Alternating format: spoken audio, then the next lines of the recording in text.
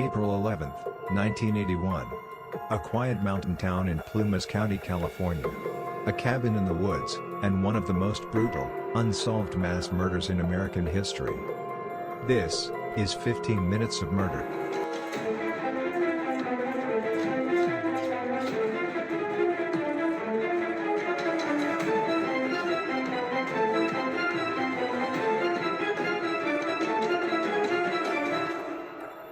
Tonight we take you inside the infamous Keddie cabin murders.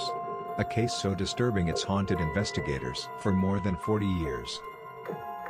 Keddie was a tiny resort town tucked into the Sierra Nevada mountains. Population less than 100. In 1981, Sue Sharp, a 36-year-old single mother of 5, rented cabin 28. She was trying to give her kids a quiet life away from a difficult marriage. On the night of April 11th, Sue's children were in and out of the house. Teenagers Sheila and Tina were with friends.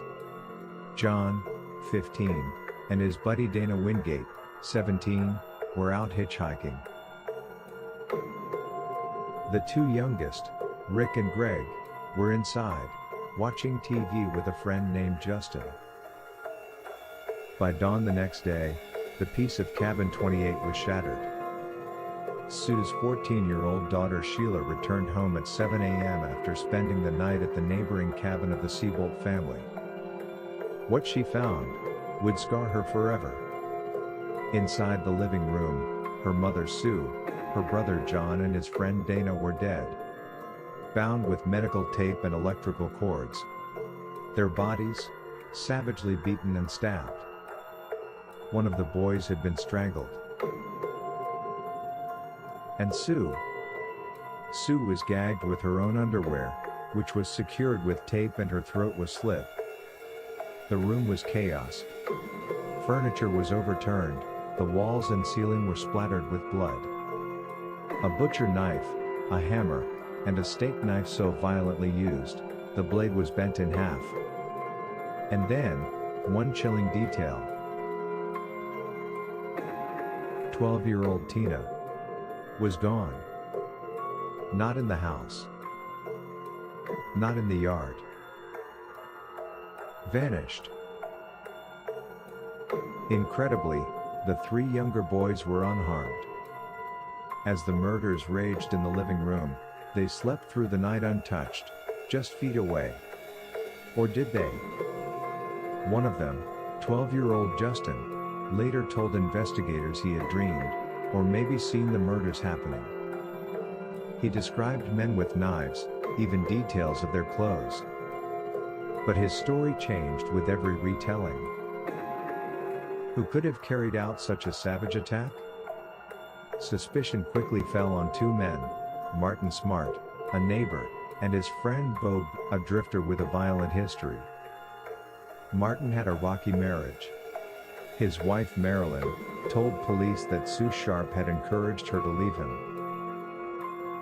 The night of the murders, Martin admitted he and Bo were out late. He later confessed in a letter, never shown to a jury, "I paid the price of my wife and I killed the problem." But no one was ever charged. Decades later, in 2016, investigators uncovered a hammer in a nearby pond believed to be one of the missing murder weapons. Still, DNA evidence has not yet solved the case. In 1984, a skull was found in the woods of Feather Falls nearly 100 miles away. Dental records confirmed it was Tina Sharp. How had she been taken? Why was she separated from the others?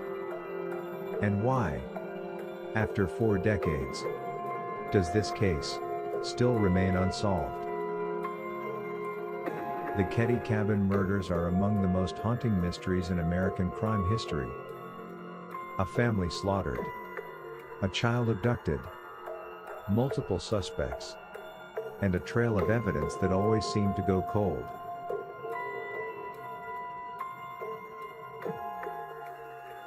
Was this the work of men fueled by rage and revenge? A botched home invasion?